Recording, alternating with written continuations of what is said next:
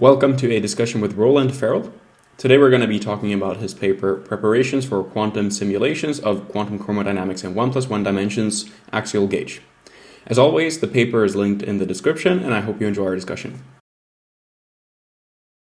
So, as we discussed before, I think a good place to start then would be to just give an introduction to quantum chromodynamics. If you would just mind giving a couple minutes overview of what that is and why it's important. Yeah, so quantum chromodynamics, usually abbreviated as QCD, is the theory of the strong nuclear force. So people are used to having like a periodic table of elements where you have hydrogen, helium, lithium, all the different elements. And in the center of those atoms, you have the nuclei, which are collections of protons and neutrons that are bound together into some tight object.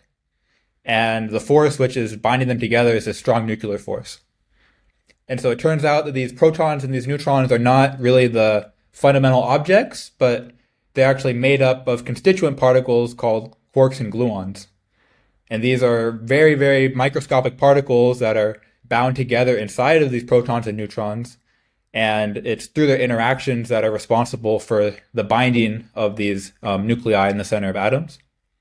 And quantum chromodynamics is like the mathematical framework that describes the interactions between these quarks and these gluons. And if you were able to completely solve it, you'd be able to predict the stability of all the different elements and their properties. And so that's kind of what quantum chromodynamics is in a nutshell. You have, in most types of matter, you have two types of quarks. You have up quarks and down quarks. And in your proton, you have two up quarks and one down quark. In your neutron, you have one up quark and two down quarks. And this QCD theory is split between these quarks and these gluons. And these gluons are kind of like the analog of the photon in electromagnetism. So these are the force carriers. They're massless, and they're what's responsible for binding the quarks together and for actually binding the neutrons and the protons together inside of the atoms. Cool. So this paper that we're going to be talking about has to do with simulations of these, particularly on quantum computers. But Yeah. if we talk about the current way of, let's say, modeling systems that based on chromodynamics, quantum chromodynamics, would you mind elaborating a little bit on how we approach that right now? I guess most meaningful research or just application when it comes to quantum chromodynamics is done through some means of simulation rather than analytical. But if you would mind shedding some more light on what exactly is being done at the moment. Yeah, exactly. So we have this framework for quantum chromodynamics, which gives us kind of a set of equations that describe the interactions and the behavior of these strongly interacting particles. But in practice, these equations are too complex to solve analytically. And so you have to resort to numerical techniques. And kind of the workhorse over the last 50 years is what's called lattice QCD. The idea is that you have your 3 dimensions of space and your 1 dimension of time. And we think of them as kind of continuous variables, like position is a continuous variable, time is a continuous variable. But in lattice QCD, you put it onto a discrete lattice, so you can move discrete points in space and discrete points in time. And what you do is you put your quarks and your gluons kind of in this discrete set of points, this lattice, which forms this 4-dimensional box usually. And you kind of numerically simulate what's the effect of these equations on these particles living on these discrete points. And since you're doing it on a computer, having everything discrete is kind of necessary. This is usually done on like classical supercomputers. Okay. This is this whole lattice QCD. And then the position, etc., of these particles are well defined, or they're made to be located in one point, let's say, in that lattice that you're constructing, or how do you go about taking by construction, they're discretized to be, say, separated by 0.5 Fermi, where a Fermi is like 10 to the minus 15 meters. Okay. And you mentioned that you're doing it in 3+1 dimensions currently on supercomputers when you simulate this. are we using, so this paper refers to 1+1 dimensions as a first starting point, I suppose, for quantum computers and where they would be applicable to this space. But are we Yeah. using that for some investigations at the moment also in a classical setting? Like the 1+1 dimensional setting or reduction of this? So usually these like lower dimensional systems are kind of the test bed and the playground to establish new techniques. Mm-hmm. So before scaling it up to run on a supercomputer, which is what you really need to do these full 3+1 dimensional simulations, people develop kind of new strategies in 1+1 dimensions, and that's kind of where these quantum computers are at. The problem with and so there are no classical. Sorry. Go ahead, please. Okay, yeah. The main problem which the quantum computers are trying to address is with classical computers, it's very difficult to get dynamical quantities, which means if I want to know how a system evolves in time, this is very, very hard because there's this so-called sign problem, which makes the statistical sampling that you do in these numerical methods become unstable, essentially. And this problem does not show up in quantum computers, and so this is kind of the regime where they're believed to have an advantage. Okay. Is there some intuition for why that doesn't arise on quantum computers? Yeah. Kind of the intuition is if you think back to what quantum mechanics does, quantum mechanics, naturally, you're applying kind of unitary operations onto some state in your Hilbert space. And so unitary evolution is something very natural for quantum systems to perform.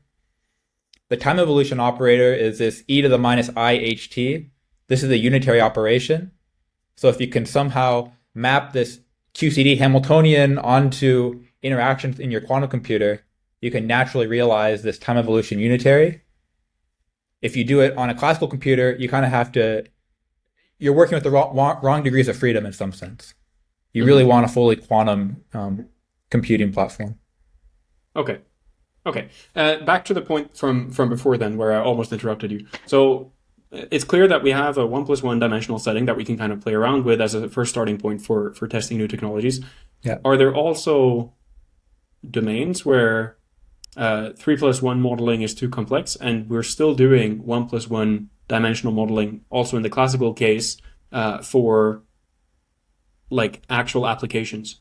Are there any applications associated with a 1+1 dimensional setting, even if that would then require us to scale it up? But regardless, do we do anything in 1+1 dimensions beyond just testing new ways of modeling, let's say? Yeah, so there's kind of two parts, I guess. One is that this 1+1 dimension is kind of like the simplest setting you can look at that still has a lot of the complexities of the full 3+1 dimension, which means that you can develop techniques where maybe you have better analytical control and you have a better idea of kind of what's going on because you can really fit one dimension in your mind better and have a better idea for what's going on. And then these are the same kind of techniques that you would scale up to higher dimensions. And the other way is that you expect some like quantitative things to be different between 1 dimension and 3 dimension.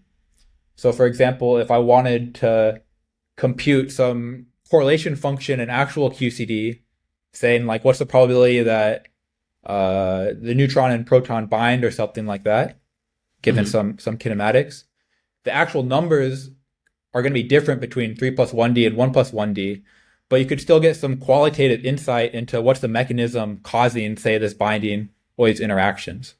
So there's some hope that there's these qualitative features that are the same, and by studying these lower dimensional models, you'll gain insight into the higher dimensional models. Okay, that makes perfect sense. So in terms of the things that we actually want to model now, so we have a quantum computer at our disposal, let's say, and we're somehow encoding, like if I think about this, what we're trying to encode in the qubits of that quantum computer, if we're talking about a gate-based one, for example, what is it that we're looking to put in there? Are we somehow representing the quarks or like with the qubits, or are we representing something else? Yeah, so this one, there's actually a good figure in this paper for that. It might even be figure 1. So this is showing what the qubits are representing. So each one of these sites is representing like one of these lattice sites. So on a quantum computer, you just have to discretize in space because you're doing this unitary operation, which is doing something continuous in time. So you have these lattice points representing individual points on your one-dimensional line, essentially. Okay, and So we're that's what talking this now site about 0 and the site top 1 line here, represent. or which one are we referring to as the spatial dimension? Which of these three? We're So at saying the very top this one? row. Okay. This is like lattice site 0, then lattice site 1, lattice site 2, et cetera, and et cetera. And the way this kind of filters down into qubits, the qubits are in the very last row. And what you're doing is you essentially have 6 fermionic degrees of freedom living on each lattice site. So quarks are fermions. Fermions have this property that they can either be like occupied or unoccupied. This is this Pauli exclusion principle.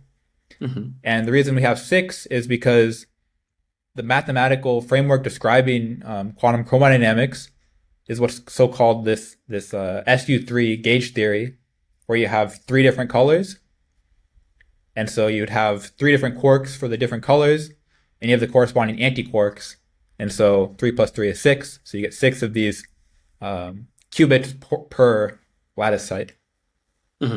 Okay.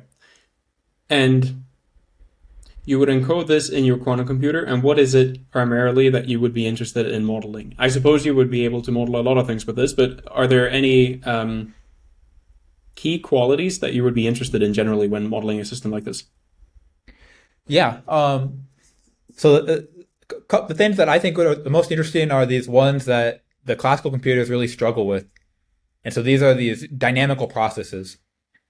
So for example, once you have this QCD fully under control on your quantum computer, you could think of a process where I excite some object that looks like, say, a proton, and I excite another object which looks like, say, a neutron, and then I give them some initial kick so that they're moving towards each other, and I watch them collide and see what happens.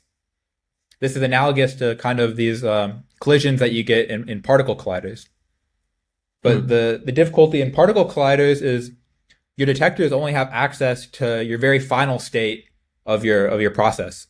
So you smash things together at really high energy. There's some evolution happening that you can't probe. And then once everything kind of goes out and hits your detector, you can begin to learn something about your process.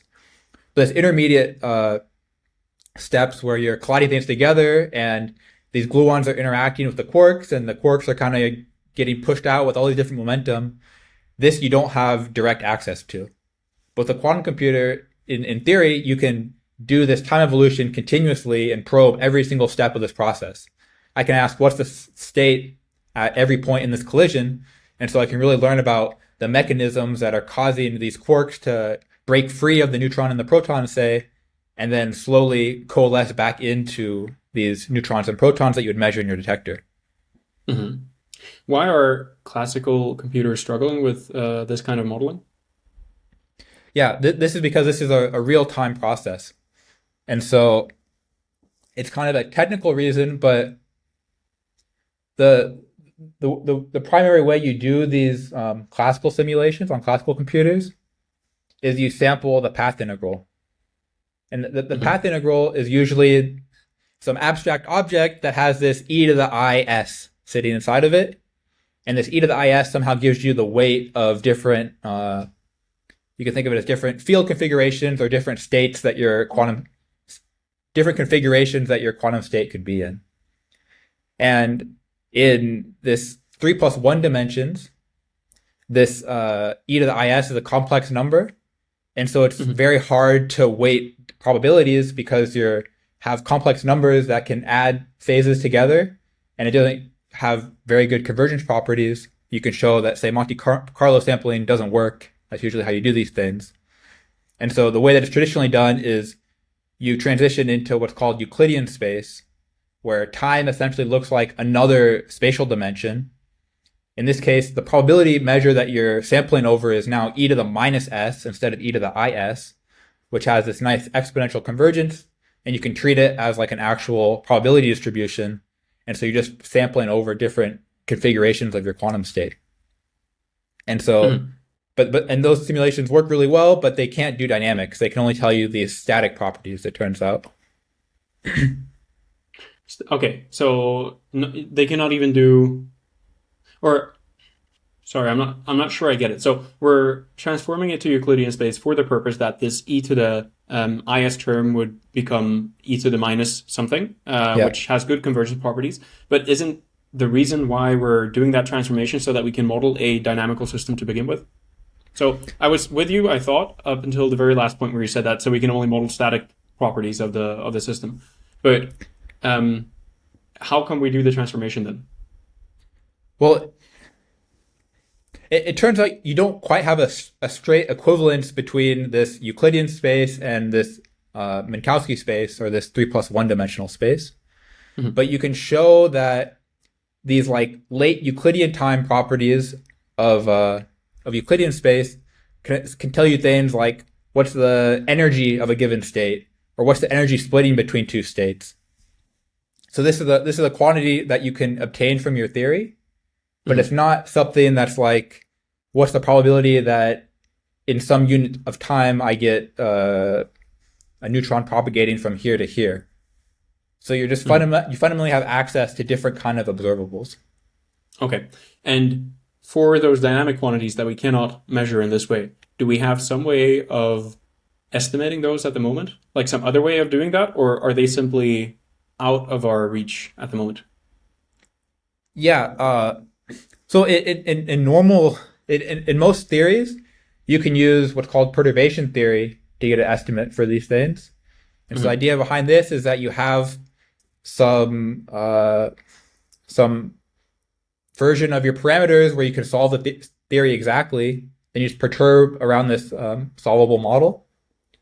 Yeah. In QCD, the problem is that the interaction is very strong. And normally you perturb in this interaction, but you can't. It completely breaks down. And so for QCD, you don't really have access into these real-time quantities. The best that you can do is try to measure them kind of in the lab or with an experiment where you're gaining some insight into this. But yeah, for the most part, you're completely blind on that. Okay.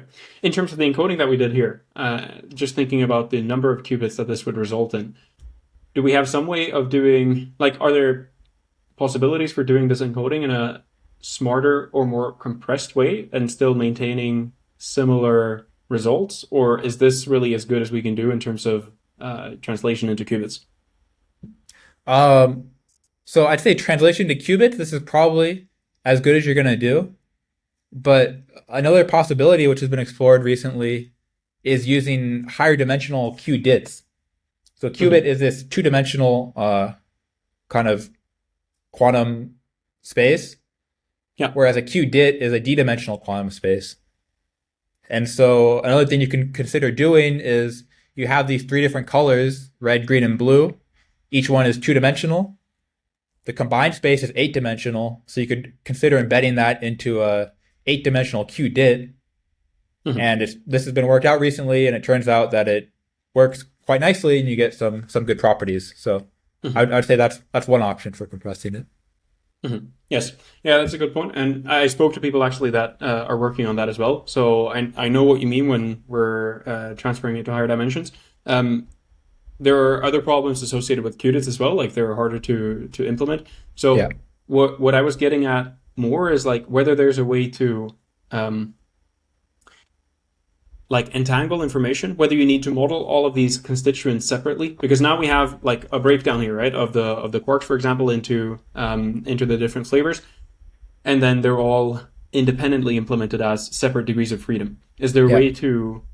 Do you know if there are ways to reduce the dimensionality of the problem in itself? I guess that's highly context dependent, but do you know of cases where you can do that, or is this always more or less something you need to use, like implement all the degrees of freedom into the qubits?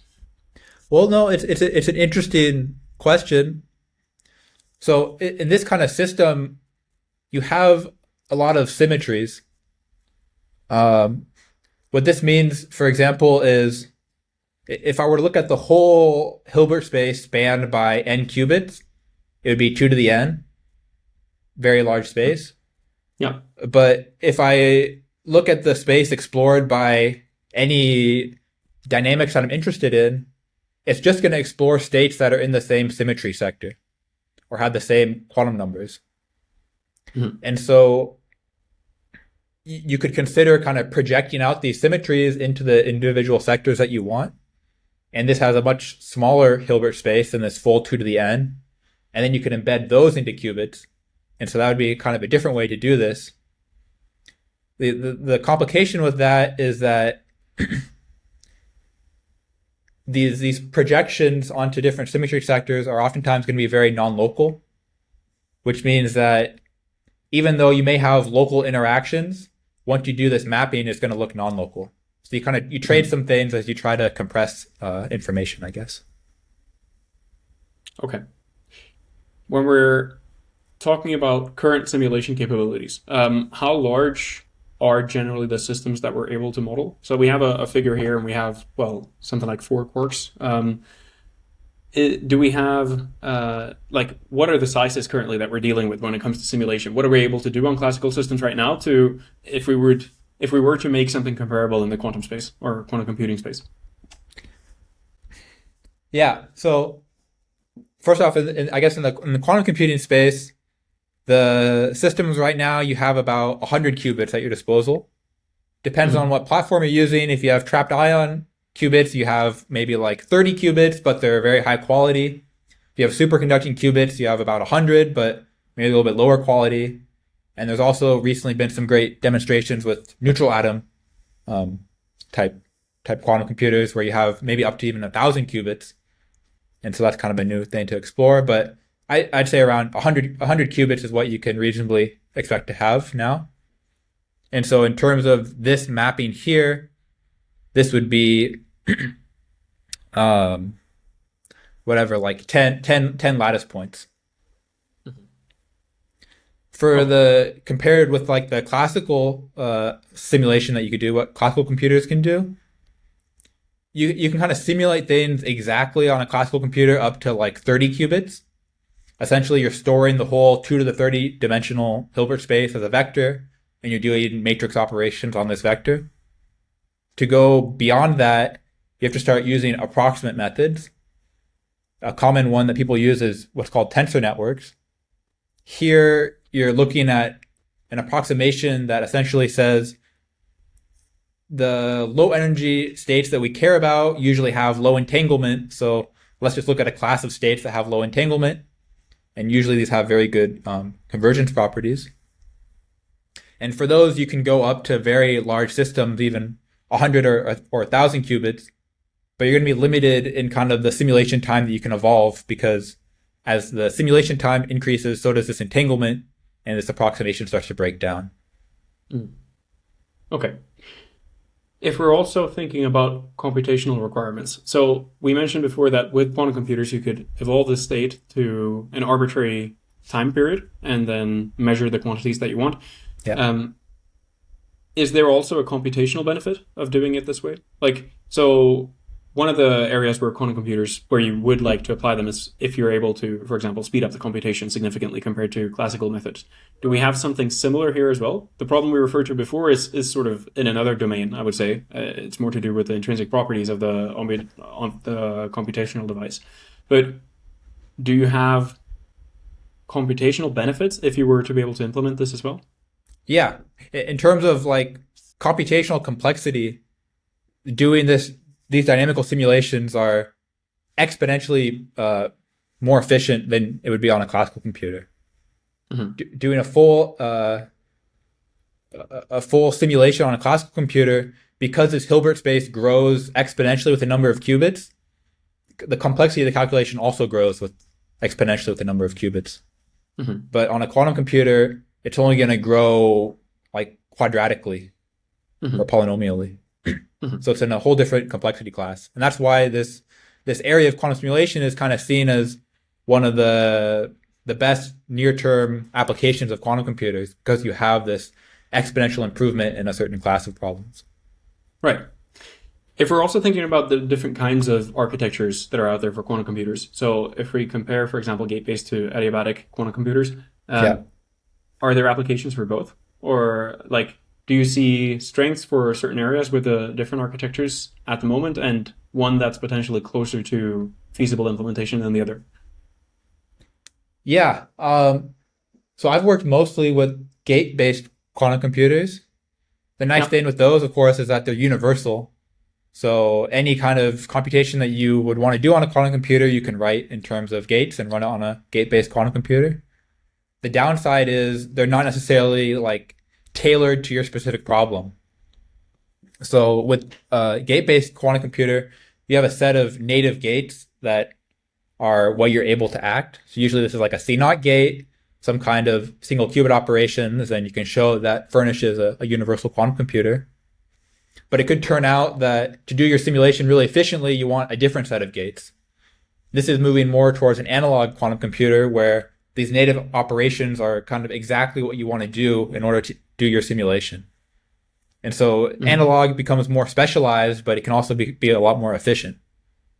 But I think in general, there's a lot more incentive to get gate-based quantum computers really, really strong and powerful than there is to make analog quantum computers really strong and powerful.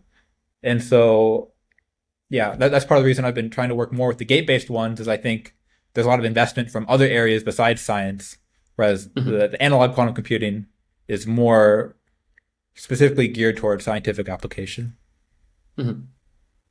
Okay, cool. Maybe we can have a look then at some of the, I think, circuits associated with this as well.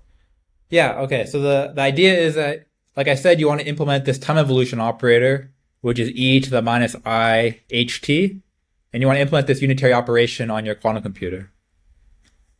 But the problem is that you can't engineer this unitary operator exactly on your quantum computer because you only have this limited set of native gates, the C0, these single qubit operations.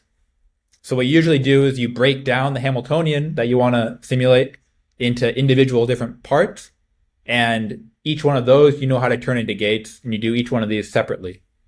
This is this process of Trotterization. Okay. So what these circuits show is these individual Trotterization of separate terms in the Hamiltonian. So I think we broke it down into the mass term, the kinetic term, and this chromoelectric interaction term. What this is showing here is the Trotter step associated with the mass term. So each one of these lines represents a qubit, and each one of these boxes represents this single qubit operation, in this case, a rotation around the z direction. Okay. Do you have some intuition for why the Trotterization works? Like, so we do some form of breakdown of our Hamiltonian, and we can somehow feed that through the native gates, and that gives us a better result. Is there something more we can say about this? So for me, conceptually, I don't quite understand like what the breakdown does that makes it then, let's say, applicable to the native gates.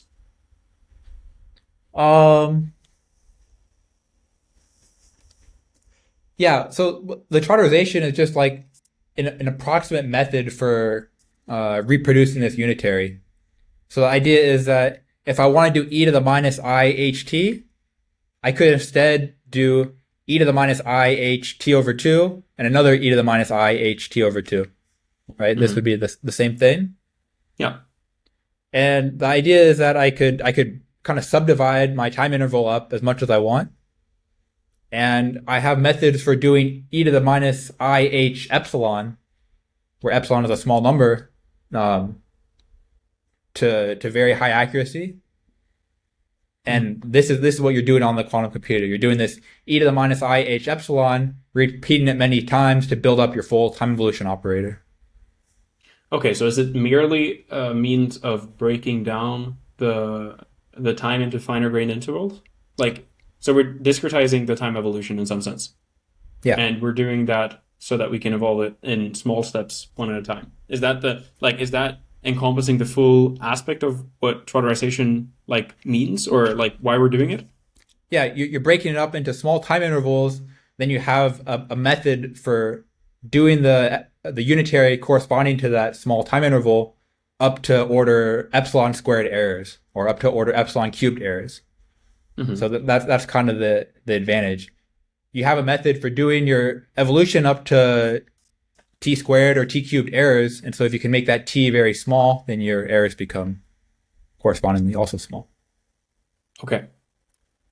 This, to me, looks a bit similar to what we were discussing before in the classical case, no? Like if we're trying to evolve something in the classical case, we have this divergence where if the time interval grows too large, I believe the entanglement starts to create issues in the simulation. Yeah. The problem here would be, I guess we get a lot of noise with this kind of breakdown, no? I don't know how fine-grained these intervals need to be, but if we have a lot of intervals, we would consequently also have a lot of gates that we're applying to, and presumably a lot of noise. Yeah, no, that's exactly right. Because you're breaking down this time interval, you have to do it many, many times, which corresponds to many different gates. And on noisy quantum computers, this can correspond to a lot of errors. Mm-hmm. So yeah, there is some noise in this kind of process too. But the errors in the actual gates are becoming quite low to the point where you can extract very meaningful results even from applying quite a large number of gates. Mm-hmm. But yeah, that is currently the limitation, is the fact that these gates are noisy, so you want to reduce the number they have to apply. Is there some way to like bootstrap these results, if that's even the appropriate use of that word? I'm thinking you want to evolve this. I mean, for simplicity, let's say you want to evolve for 2 seconds, right? You could split it into two 1 second intervals. Could you potentially run like two evaluations, like one resuming where the other one left off, with a sort of priming of the qubits? So if what I'm thinking is, if you're running the first one a number of times, let's say you run that 100 times, you would get a pretty good approximation, I think, to what the quantum states would be, presuming you don't have too much noise. Is there a way, like, would there be a way to break the computation up into multiple steps as well, or am I thinking about that naively? So there's some somewhat good ideas for how to do this, but nothing convincing. So kind of one thing you could try to do is, I apply, say, 5 of these time intervals. I get my state evolved after that amount of time. And now I want to find a way to efficiently create that state that I had at this time, and then do this process again. Kind of pick up where you left off. Yes, the problem that's exactly what I tried to articulate. So yeah. What's the problem with that? Well, the problem with that is you have to reconstruct the state that you had at the end of, say, the 5 time intervals. And on a quantum computer, this would require applying some gates to get there. So the way that you know how to do that is by doing the time evolution. But you could consider doing some kind of variational method to try to get there in a more efficient way in terms of the gates. And so this is something that people have explored. You do your time evolution up to some point, you get a state, and then you ask, okay, is there a different circuit I could run to get to that state but require fewer gates? Mm-hmm. I would say that's kind of the research in that vein, but nothing I've seen is too conclusive. Okay. Yeah, so the prospect of whether you could simplify that into something else, I guess that's the key point. And that's still an open question, then I take it. Yeah. Okay. But it's an exciting idea, I think. I've actually worked on that a little bit myself. Okay, yeah. So we have this one now for evolving the mass in time, and then we have another figure, which comes later here. Yeah. And could you explain what the difference is here? So here we also have some form of time evolution, but in a different context, right? Yeah, so like I said, you break up this Hamiltonian into these different pieces. This first one was the mass term. The second one is the kinetic term. And so these are the circuits corresponding to these individual pieces. So the first one does the evolution by the mass term. The second one does the evolution by the kinetic term. The kinetic term is a lot more complicated compared to the mass term. The mass term is just these single qubit operators, which are essentially noiseless on the quantum computer. Mm-hmm. But this kinetic term, it has these C0 gates, which are the dominant source of noise. And So what this kinetic term is doing is allowing quarks to hop from one lattice site to the neighboring lattice site. Mm-hmm. That's what this kinetic term does. Okay.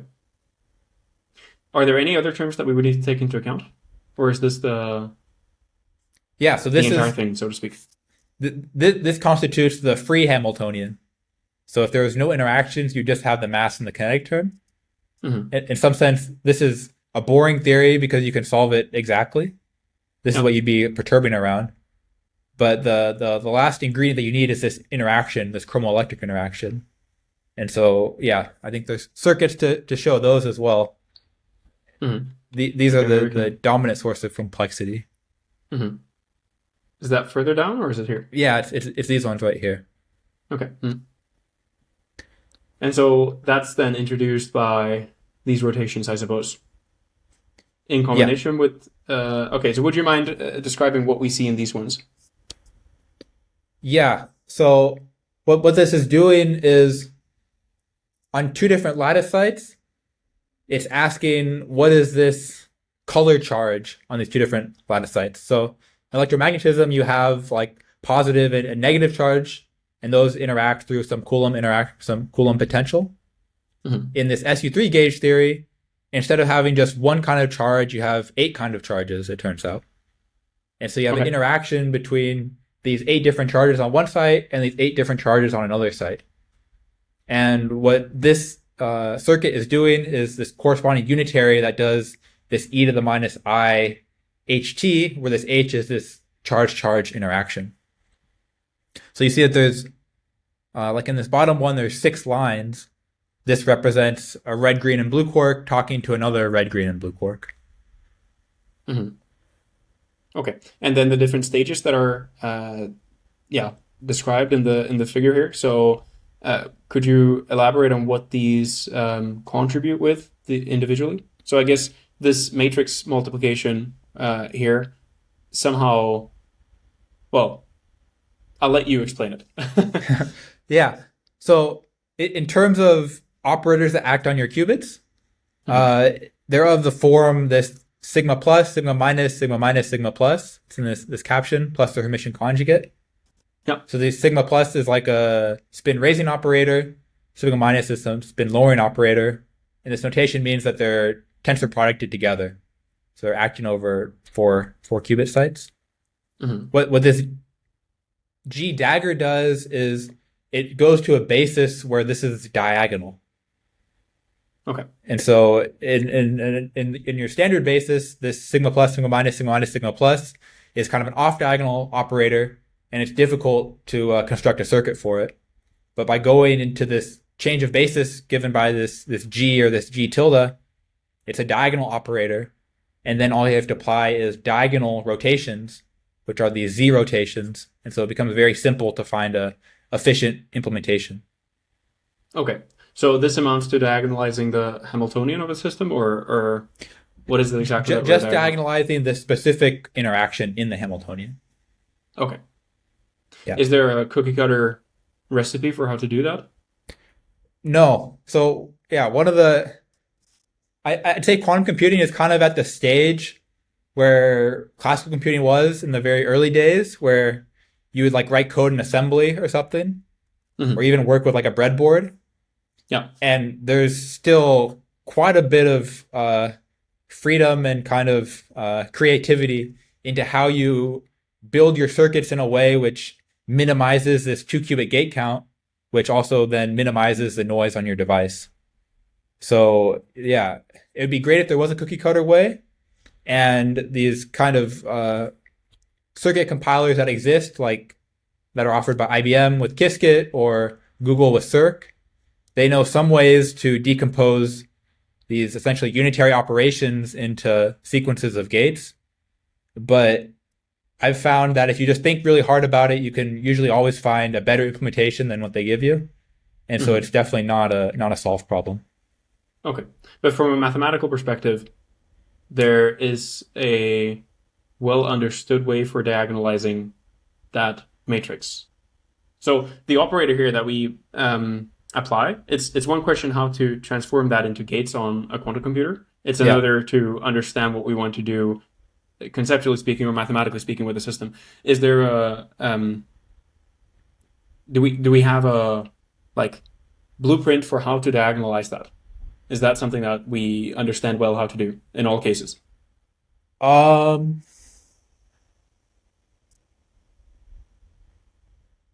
I would say Yes, kind of. So Hmm.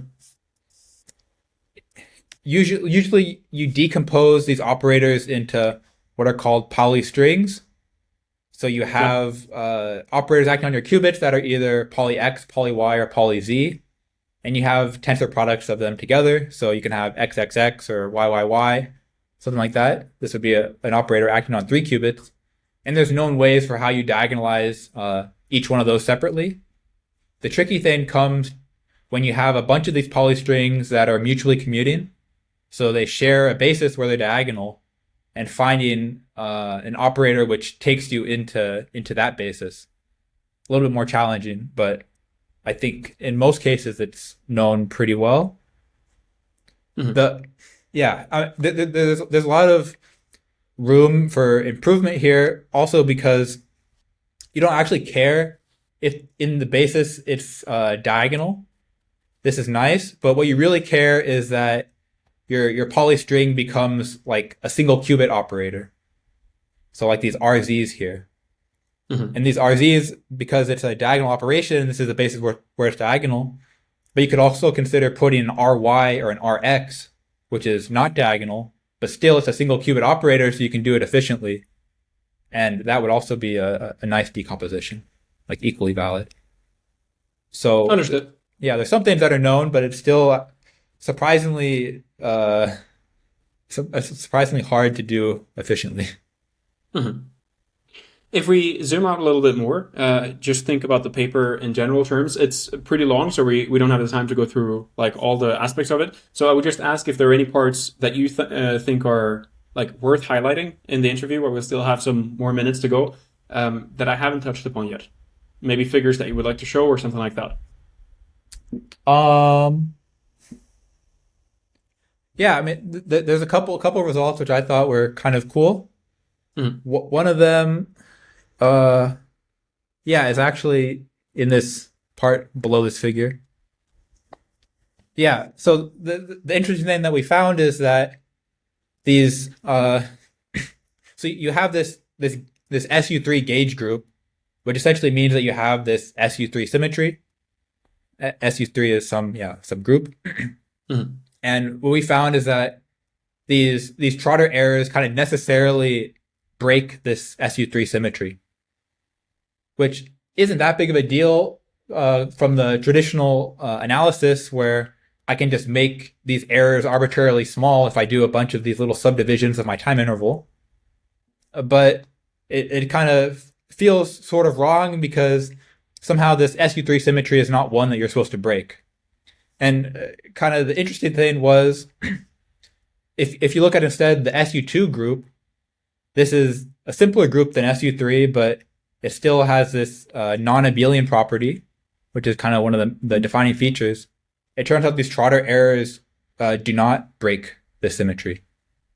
And so there's this distinction between SU2 and SU3 here, which is kind of interesting because before people thought, well, they're both non-abelian, so you should have similar sort of properties.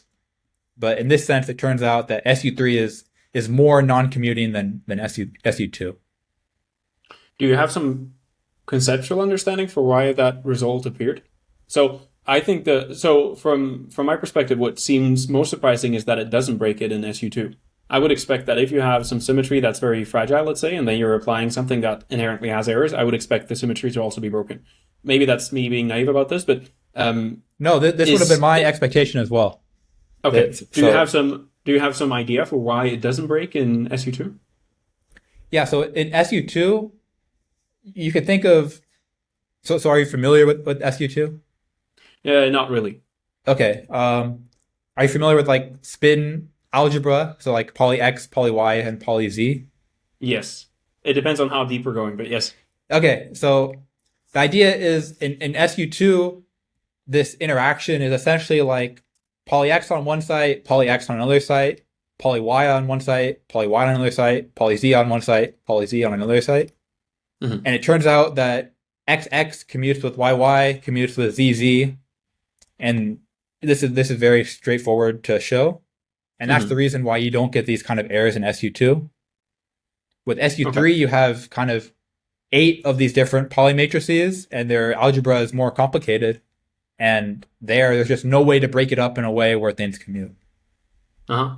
But it's kind of a surprising result. So I would have had the same expectation that you had, that they're both kind of fragile symmetries, so you'd expect this chopping up of the interaction to break them. Mm-hmm. Do we have some idea for things of that nature that break, let's say, when we consider 1 plus 1 dimensional QCD as opposed to 3 plus 1 dimensional?